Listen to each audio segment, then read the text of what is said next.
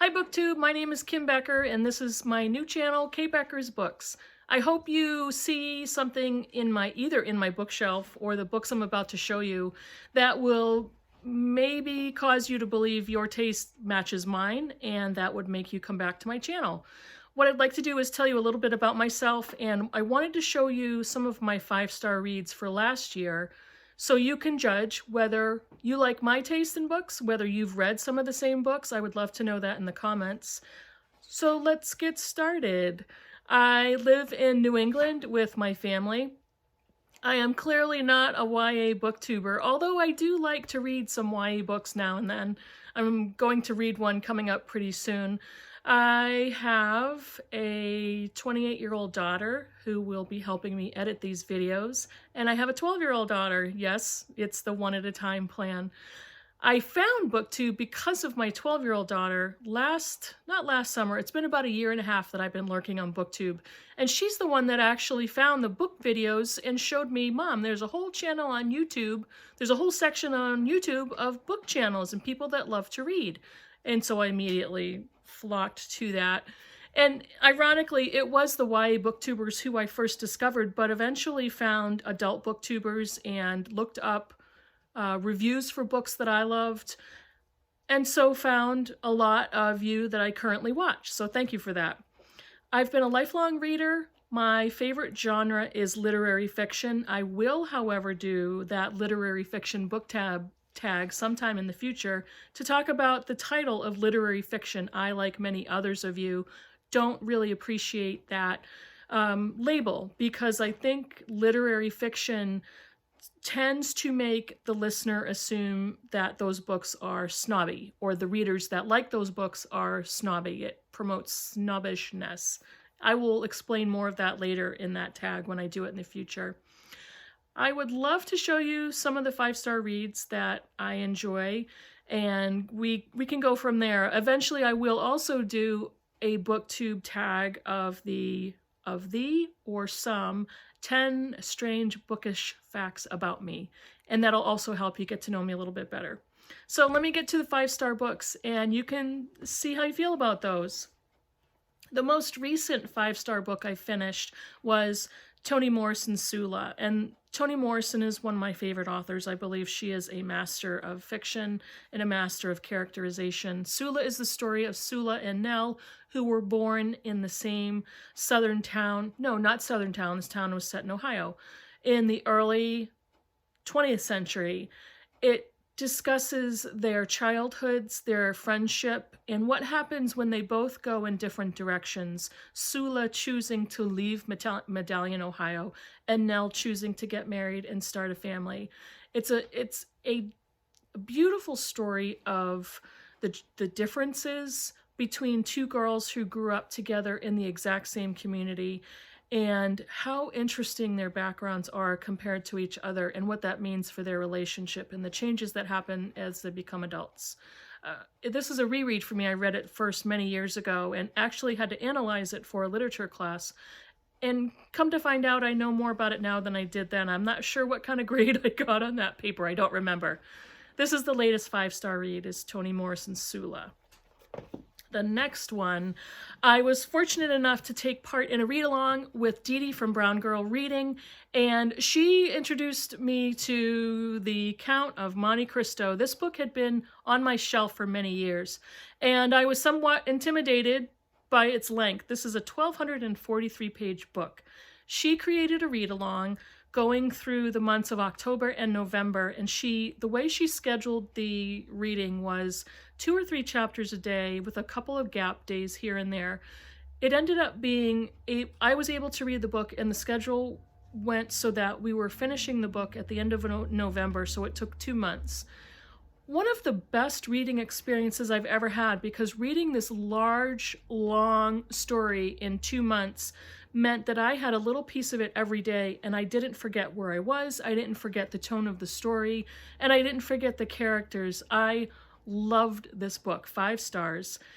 One of the most satisfying parts of the book is Edmond Dante's sense of vengeance and revenge. And all I'm going to say about this, for anybody who has not read or heard of The Count of Monte Cristo, is It's a story of a man who chooses not to forgive. Dun, dun, dun. 5 stars.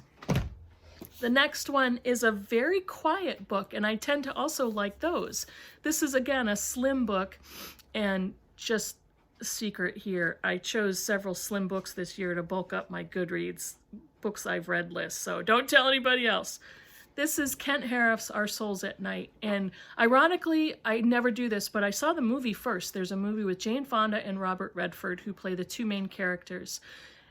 I loved the movie, and then I discovered that it was from a book, and I found Kent Harriff's slim book in a discount pile, I think. I read it a few months back, and it's beautiful. It's a beautiful exploration of a relationship between 2 older people who lost their spouses either to death or divorce or estrangement, and how they come together, how they form a friendship and eventually a relationship. They are across the street neighbors. In the beginning of the book starts when Addie comes over to her neighbor's house across the street. And I forget his name. It's the Robert Redford character. I forget the man's name. But they end up just spending time together because they both live alone. And this is a very short and poignant exploration of that relationship. 5 stars on Goodreads. The next one is another author who I believe is quickly or eventually will become into the same caliber as Toni Morrison, and it's Jesmyn Ward, Sing Unburied Sing. This is a beautiful book, very rich language. The way she writes, the way she plays with language, the way she applies that to the story and to the plot is beautiful. It's a somewhat tragic, heartbreaking story, but the characters make up for that. The strength of the characters, the strength of their character makes up for what they endure in the book. I love her writing, and I gave this one clearly 5 stars on Goodreads. One of my early 5 stars was a book that is polarizing. This won the Man Booker Prize in 2018, and it is Anna Burns' Milkman. I almost chose this book because of the controversial reviews, and I tend to do that to see, well, what am I going to think? And who am I going to agree with? If a book gets controversial reviews and many people who love it and hate it, I'm intrigued. I'm immediately intrigued. So I picked this up right after I saw that it won the Booker, and brilliant. I think Anna Burns is a brilliant writer. The story is set in Northern Ireland in the time of the Troubles, and it is centered around an 18-year-old girl who roams her town streets reading classics in order to escape what is going on around her. She can't physically escape her town. Her family is there, and the attitude is very nationalistic, provincial, that people don't leave because there's a sense of loyalty and a sense of camaraderie that borders on obsessive, gossipy, getting into each other's lives type of attitudes, and the disapproval of a person who wants to leave. Milkman refers to a paramilitary extremist who takes an interest in our 18-year-old main character. It tells about what he does in order to not only express his interest, but his obsession with her. There are no named characters in the book. The style is stream of consciousness. Anna Burns goes on tangents all over the place, but I still gave it 5 stars. I thought it was a brilliant book.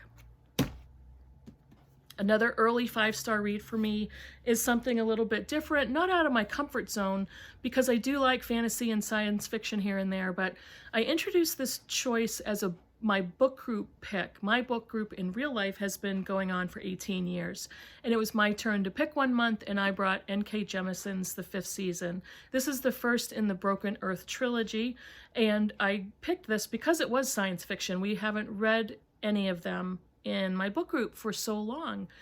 I picked it also because N.K. Jemisin is a Black woman author. I did some demographic studies in our 18 years of reading, and I was a little embarrassed to find that the majority of the authors of books we chose were white women, which is good on the side of reading more female authors than men. And there's nothing prejudiced against that, but we also enjoy knowing that we're supporting female authors. What I was a little discouraged about was the number of authors of color that we read, and it was very small compared to white authors. So I specifically looked for books that I wanted to read that were out of the general lineup of books we chose historically. So I picked up N.K. Jemisin actually after seeing her book on Kendra Winchester's channel, one of the books that she loves. This is the story of a fifth season, a post-apocalyptic world where a fifth season creates climate catastrophe. Climate change is an understatement. It affects the natural environment. There's a lot of clear fantasy and science fiction elements, but also an enormous amount of magical realism and magical flexibility that the reader has to have. Out of the trilogy, I love the first one the best. The first one got a 5-star from me on Goodreads, and it's definitely worth the read. A little complicated, but N.K. Jemisin gracefully puts a very large appendix and glossary in the back of the book, which I refer to often. 5 stars on Goodreads. So now I actually wanted to show you what I'm currently reading. Again, if you wanted to match up your taste to mine to see if you're going to come back to my channel and watch some more videos. The book I'm going to finish today, I am 50 pages away from the end, is Colson Whitehead's The Nickel Boys. I have The Underground Railroad on my shelf that I have not finished yet. I will do that sometime. But this one was interesting. I was in Barnes & Noble, big box store, evil conglomerate giant, and one of the, I think she was a manager, came up to me and sold me this book. It was on my to-read list anyway, but she sold it, and I have never encountered that going into a big box bookstore. And I bought it, got a discount, and decided now's the time to read it. It's the story of Elwood. I think that's his name, and I'm probably going to get that. Elwood. He's a young black boy in the 60s in Florida. He's destined for college. He's an intelligent boy who loves school, who's ambitious, who is a conscientious worker. Everything about him spells a success in the traditional sense of the word that we all think. However, he gets into a car to get a ride to a college program that he's going to be taking part of as a high school student, and is in the wrong place at the wrong time, gets sent to the Nickel Academy in Florida. And this book details his experiences there, the traumas that the boys endure, the prejudice between the section for black boys and the section for white boys. And it talks about his life after he survives the Nickel Academy. This, unfortunately, is based on a true story, a true place of a reform school that basically tortured and abused boys in their so-called care. So Colson Whitehead has based his story on that. I'll finish this today. Another book that I'm currently reading that I started and am about a third of the way through is Jacqueline Woodson's Brown Girl Dreaming. This is a book written in verse. It's really interesting to compare this book to The Nickel Boys because this book details Jacqueline Woodson's childhood as a young black girl in the 60s in the South, coming out of and still living in the Jim Crow South.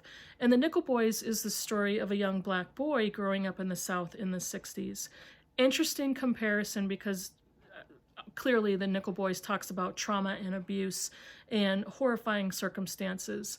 Jacqueline Woodson's book describes a childhood of a young black girl in the South and her growing into adulthood, what her family experiences, how her family endures. So it's a definite, interesting comparison between the two. So far, I love Jacqueline Woodson's writing, and I would love to pick up more of her books. And the last book I'm currently reading, I'm just getting into because of the literary fiction thing. I read so many in a row that I needed a change. I needed a change of pace. So I wanted to pick up a mystery or a thriller or something with a lot of plot. So I'm starting to get into Tana French's The Dublin Murder Squad series and with her first book, In the Woods. I think I'm only 20 to 25 pages in, so I'm not going to even try to describe this. So far in the first prologue, first chapter. I really enjoy her writing. And so once I finish the other 2 books, probably today, I'm gonna take a deep dive into this one. So that's it for now. Those are some of my 5-star reads from this past year. I was fortunate enough to read very many of them. Those 3 are my current reads. Let me know in the comments if you've read them, what you thought of them. Let me know in the comments what you think of my list. I would love to hear from you. I would love to get involved in discussions, so put your comments down below. I am on Goodreads and Instagram, so hopefully I will see you there. Come back soon. Bye.